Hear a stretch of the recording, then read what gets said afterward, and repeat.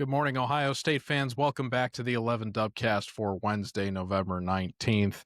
This is episode 600 of the 11 Dubcast. I know it's not quite as long as the first 500 or something episodes previously were, so maybe we cheated a little bit to get to 600 since we did episode 500 after the Ohio State-Michigan game last year when Johnny Ginter was still around, but it is still number 600 nonetheless on the count. And for this very special occasion, I am joined by our deputy editor at 11 Warriors, who just got done doing 11 Warriors live the night before. Content never sleeps for Mr. Dan Hope. Dan, how you doing? Thanks for joining us after, just appearing on camera such a short while ago. How you doing? Yeah, there's a lot going on right now, George. I think like 15 minutes before we started recording this, Ohio State got its 5th recruiting commitment in 4 days. Of course, we are just, 10 days away now from the game. You just mentioned it, a year ago, recording episode number 500 after the Ohio State-Michigan game. We are now 100 episodes later coming up on another Ohio State-Michigan game, really in the home stretch of a season. So, yeah, not a lot of sleep these days. No, not at all. And several of those commitments were guys that you alluded to as visiting and being potential flips on the show that you did last week with us. So we're always very grateful for your insight as well as your foresight. Always seems to be on point. So thank you very much, Dan. And that's why we had to bring you on tonight to talk about a topic that affects not only Ohio State fans, but fans of schools all across the Big Ten, and one that I think has been kind of a complex and unfolding topic that maybe not a lot of people have been paying close attention to, but has picked up steam in recent days, and I think is worth giving a bit of an overview too for the common college football and Ohio State fans. So we'll get into that in a moment. Before we do, we want to give a quick shout out to our sponsor at the 11 Dubcast and 11 Warriors this Ohio State football season. That would be First Bank of Central Ohio. From game day to work day, First Bank of Central Ohio is proud to support the business owners that keep Central Ohio thriving. They're locally owned, business focused, and always in your corner. Give them a visit at fbcentralohio.com. So, Dan, the story that I'm alluding to here, one that you wrote about a bit earlier this week, is the potentially upcoming private equity deal that one UC Investments, a group that is tied or somewhat affiliated with the University of California Pension Fund. Coming into the last couple of weeks, there was a report that had surfaced that they were looking to give a bit of an injection or enter some kind of agreement with the Big Ten, in which they were looking to start some sort of entity with the Big Ten that would be referred to as Big Ten Enterprises. That would involve an injection of $2.4 billion into the Big Ten. And in exchange, UC Investments would get a 10% stake in Big Ten Enterprises. The deal would also include the Big Ten's grant of media rights through 2046 in terms of injection. There would be a little under $200 million of that would go to the University of Michigan, OSU, and Penn State each. Then a little over $150 million that would go to USC and Oregon, and all the other schools in the Big Ten would get $110 million each. Now, when this story initially came out a handful of weeks ago, or at least earlier this season, there were a lot of people that, particularly fans, that were resistant to the idea, but it was a lot of fans of schools that were further at the top in terms of competition in college football in the Big Ten. Obviously, in the NIL era, this sort of injection of capital would serve to somewhat level the playing field. So if you're a fan of a school that is looking to improve its standing within the conference, this is obviously a bit of a parity play relative to NIL funding potentially, or whatever else the funds would be used to provide injection into the athletic department or what have you. For a school like Ohio State, it's not as significant, so it is kind of viewed as something that would level the competition a little bit. The interesting thing about this is that the most firm resistors to the deal at this point were both Michigan and USC. At one point before a meeting that all the reps from all of the schools in the conference had last week, it seemed like that regardless of whether or not everybody was on board, that this was going to get kind of pushed through regardless, just because there was enough interest from pretty much all the other parties involved in the Big Ten. But then there was a meeting that took place last week that has kind of readjusted where all the parties sit in terms of what needs to be done in order to push this through. And on that, I want to throw it to you in terms of kind of explaining what has changed from last week to this week and where potentially things go from here.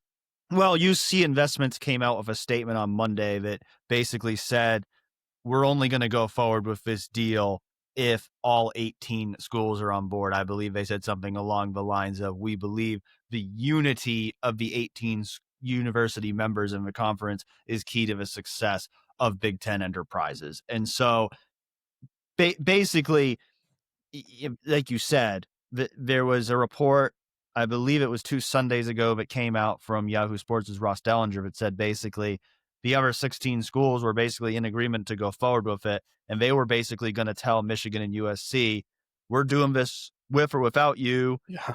You can get on board or we'll leave you behind and we'll just take more of the money for ourselves. And, Michigan, both USC and Michigan, USC's athletic director put out a letter a few days ago that she didn't really say anything inflammatory, but was basically just said, we want to evaluate whether this short-term deal would make sense for us long-term.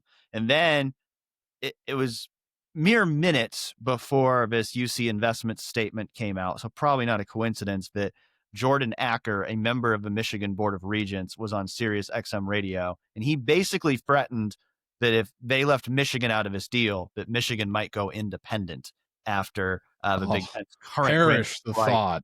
Yeah, the Big Ten's current grant of right ends in 2036. So do I really think that was going to happen? No, but I think that was kind of someone who's been very vocal throughout this process from Michigan side, trying to kind of make a point of like, you better not go through with this without us. And so I think ultimately, that was maybe the last straw that needed to take place for everybody to kind of say, all right, we need to take a step back here. We need to all get on the same page with this thing. And right now, that's not the case. Right now, so far, Michigan and USC have dug in their heels and said, we really don't think this is a good idea. And so it's still possible that a deal could happen if the terms of the agreement are changed in a way that makes it satisfactory to Michigan and USC, and all 18 Big Ten presidents, chancellors who vote on this agree that it's a good idea. It could still happen, but certainly for now, the deal has been paused. And it feels like maybe, those objections from those two schools are strong enough that it's possible this thing gets tabled altogether.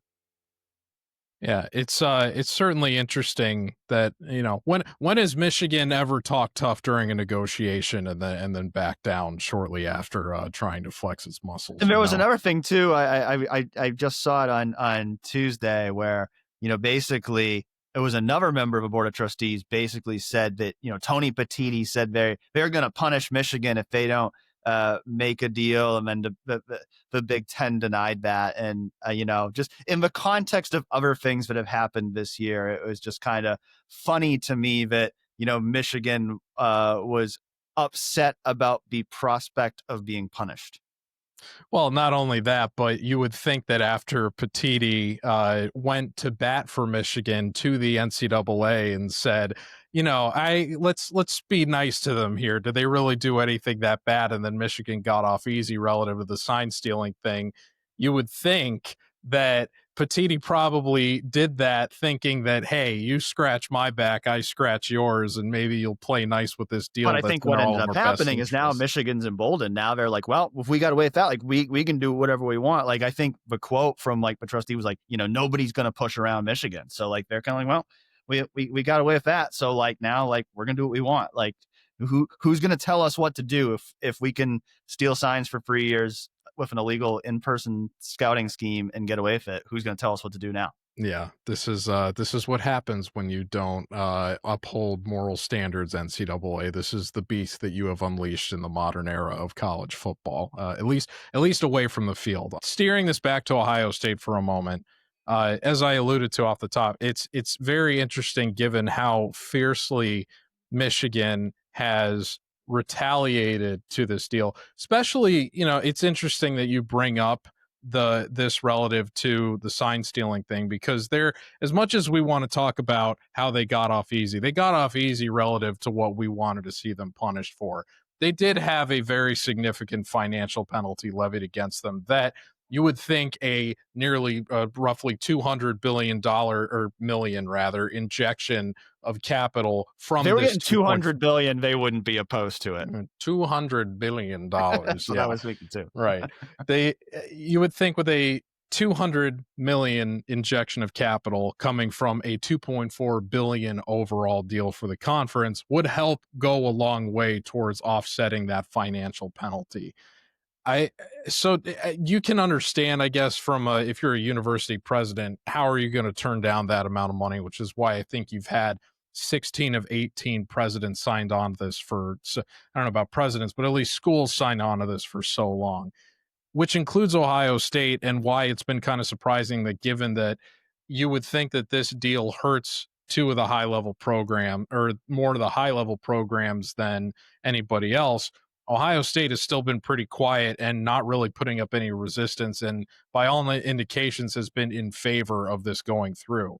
So I guess my question is for you, from your perspective, why do you think Ohio State has been in favor of this when other players at the top of the conference have indicated that this would not be good for the teams that are doing well and have the biggest athletic departments, and I guess more specifically in this case relative to the Big Ten football programs?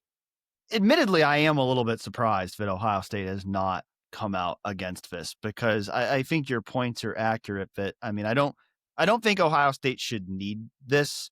Now, I think they may be looking at their budget from last year, and they did spend $38 million more in the 2024 fiscal year than they made. So now that's going to change this upcoming year, because part of that was because it was a 6 home game year versus 8 home game year. And then, oh yeah, you had the whole college football playoff run, which made a lot of money. And so, you would think the numbers are going to look better for, the 2025 fiscal year.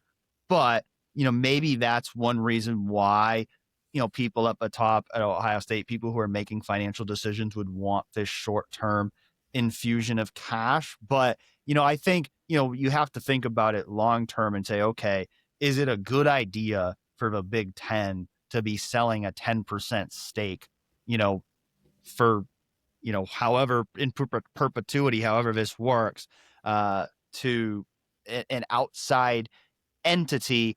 It's been said that the Big Ten would maintain all control of decisions, that, UC investments coming in would not have, a voting stake in decisions that are made. But you don't know. I mean, until it actually happens, you bring in a $2.4 billion investment. You got to think that's going to have some influence on decisions that get made in the future of the conference. And so I think that's where Michigan and USC have been like, yeah, we should take a step back here. Like, maybe this is not the best idea for the future of our conference. Ohio State seemingly on board with it. Now, seemingly is important, because neither Ross Bjork nor Ted Carter has been on the record saying, we support this, we should definitely do this. Neither, they haven't talked about it. I have not had a chance to talk to him about it. I think anyone else who has tried to talk to him about it has not gotten answers about it. So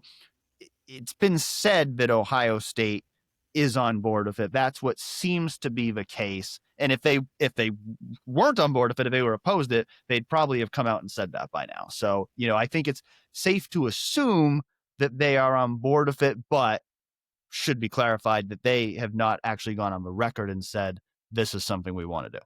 At the same time, I think silence speaks volumes, because the people that have been opposed to this deal have been more than willing to voice their opinions and such. Yes. And to the point that this was in enough favor that it was going to get kind of railroaded through without the support of all the teams, up until they decided to reconsider that stance last week.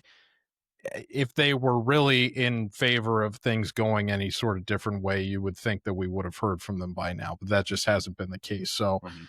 I don't want to put words in anybody's mouth, but again, if they wanted to speak for themselves on this issue at this point, you would think that they would have already done that. Yes. I can see from the perspective of Ted Carter, Ross Bjork, why this would be a welcome injection for the reasons that you just laid out. At the same time, uh, I it's going to sound bad.